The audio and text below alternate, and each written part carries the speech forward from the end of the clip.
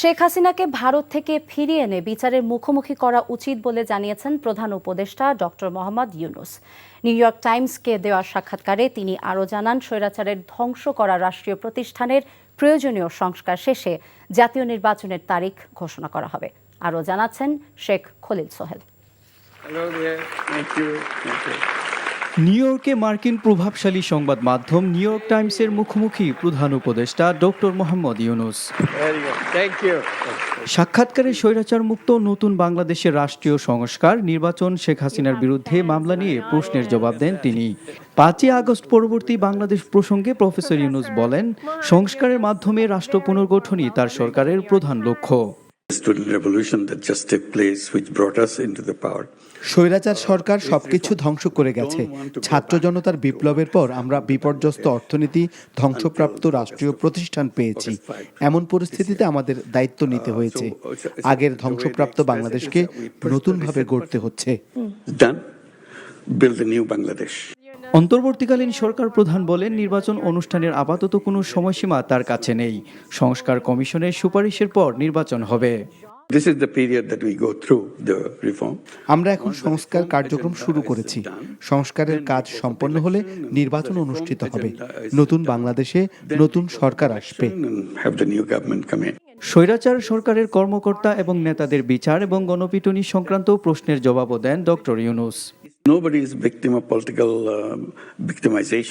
বর্তমান বাংলাদেশে কেউই রাজনৈতিক প্রতিশোধের শিকার হচ্ছে না।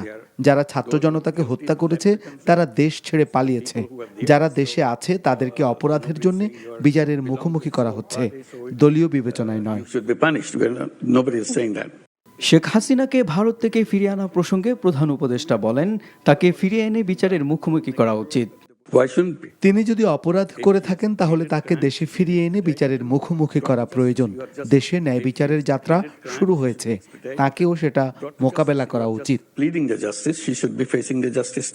তাছাড়া ভবিষ্যতে নির্বাচনে দাঁড়ানোর কোনো পরিকল্পনা নেই বলেও জানান 84 বছর বয়সী নোবেলজয়ী ইউনূস।